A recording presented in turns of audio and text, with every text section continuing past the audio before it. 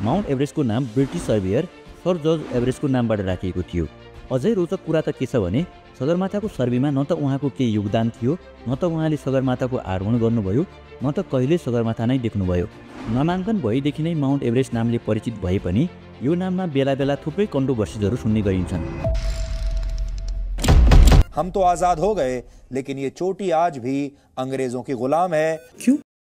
संसारभरि Mount Everest भनेर चिनिने संसारकै सर्वोच्च शिखरको नेपाली नाम सगरमाथा हो र यसलाई तिब्बतमा चमौलुङमा भन्ने गरिन्छ। साथै नेपालमा यसलाई अफिसियल रूपमा पनि सगरमाथा नै भन्ने गरिन्छ। आरोहीलाई माउन्ट एभरेस्ट समिटर नभई सगरमाथा समिटर भनेर सर्टिफिकेट दिने गरिन्छ। तर पनि संसारभरि यसलाई कुनै पनि स्थानीय नामले चिन्ने गरिँदैन।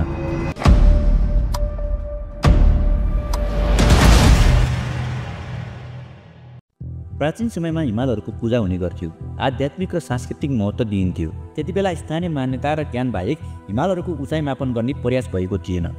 मध्यकालीन समयमा पनि हिमालहरूको साइन्टिफिकली त्यति धेरै एक्सप्लोर भएको थिएन। ज्ञानको युगसँगै 18औं शताब्दीबाट युरोपेली एक्सप्लोरर र साइन्टिस्टहरूले हिमालहरूसहित विश्वको भूगोलको नक्साङ्कन र मापनमा रुचि देखाउन थाले।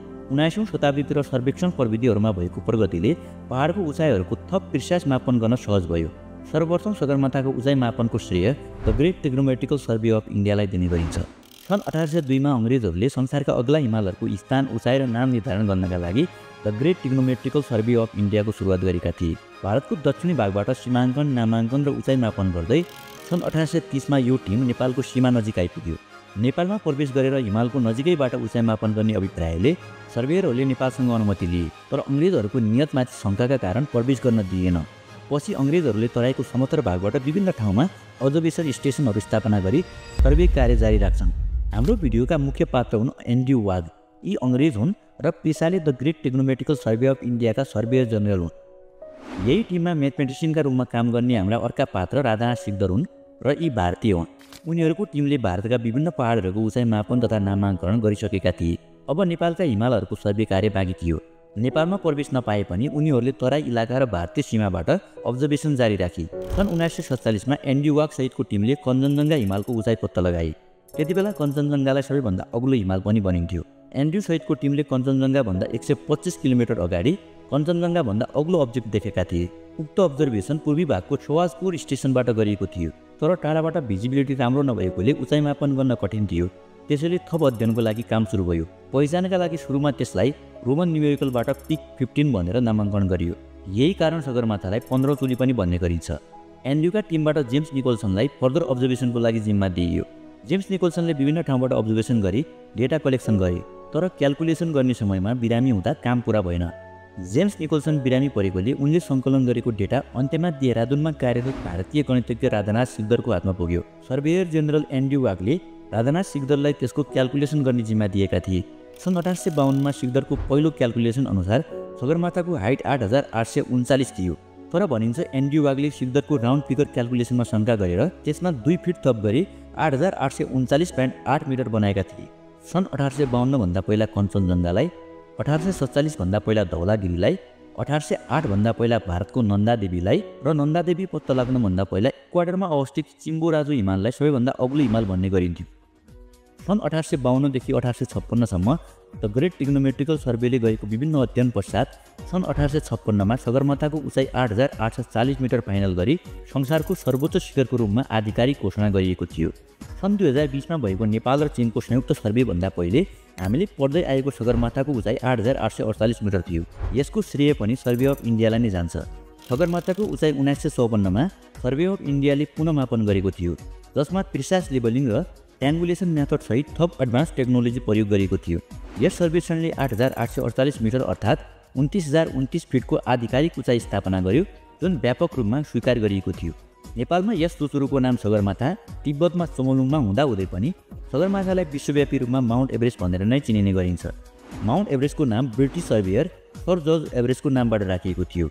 अझै रोचक कुरा त के छ भने सगरमाथाको सर्वेमा न त उहाँको केही योगदान थियो, न त उहाँले सगरमाथाको आरोहण गर्नुभयो, न त कहिले सगरमाथा नै देख्नुभयो। सन् 1956 मा सर्वे अफ इन्डियाका तत्कालीन सर्वेयर जनरल एन्ड्रयू वागले पूर्व सर्वेयर जनरल सर जर्ज एभरेस्टको नामबाट सगरमाथाको नाम माउन्ट एभरेस्ट राखेका थिए। सगरमाथाको उचाइ मापनमा उहाँको प्रत्यक्ष योगदान नभए पनि सर्वे क्षेत्रमा गरेको विकास र योगदानको कदर स्वरूप एन्ड्रु वागले उनको नाम प्रस्ताव गरेको बताइन्छ।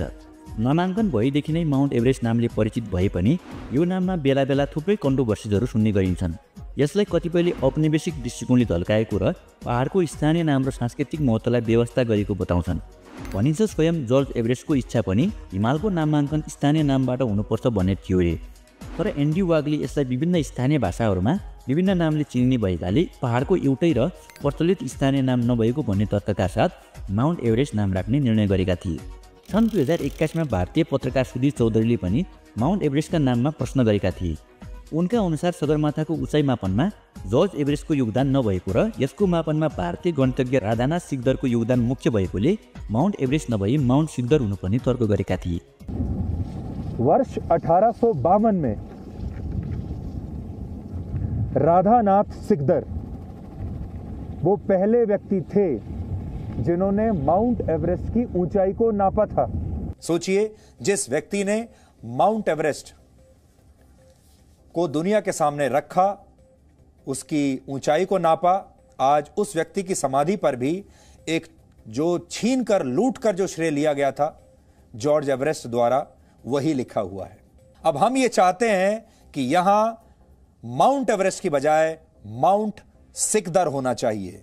यही उनका सच्चा सम्मान होगा। सगरमाथाको उचाइ मापनमा प्रत्यक्ष भूमिका भारतका गणितज्ञ सिकदरको पनि त्यति धेरै देखिँदैन। उनी कहिल्यै फिल्ड वर्कमा गएनन् र फिल्ड वर्कको कामको जिम्मा उनलाई थिएन।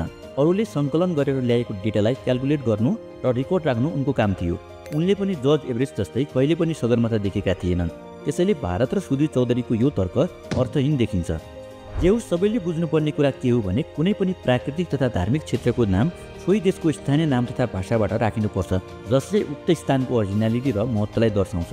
यसरी कुनै मान्छेले एउटा स्थानको सर्वे गर्दैमा वा मापन गर्दैमा उसकै नामबाट त्यो ठाउँको नामाङ्कन हुनुपर्छ भन्ने हुँदैन। यस हिमालको नाम माउन्ट एभरेस्ट हुनुभन्दा परापूर्व कालदेखि नै यो नेपालको सीमाभित्र पर्ने सगरमाथा हिमाल हो। सगर र माथा शब्द मिलेर बनेको सगरमाथाको शाब्दिक अर्थ आकाश छुने शिखर वा शिर भन्ने बुझिन्छ। अरूभन्दा पनि यसको ओरिजिनल नाम सगरमाथाले नै यसको महत्त्व र अर्थलाई थप झल्काउँछ। सगरमाथा नेपालको सम्पत्ति हो, हाम्रो देशको गौरव हो र पहिचान हो। अब हाम्रो देशको सगरमाथालाई माउन्ट एभरेस्टको रूपमा नभई हाम्रै नाम सगरमाथाबाट विश्वसम्म चिनाउने बेला आएको छ।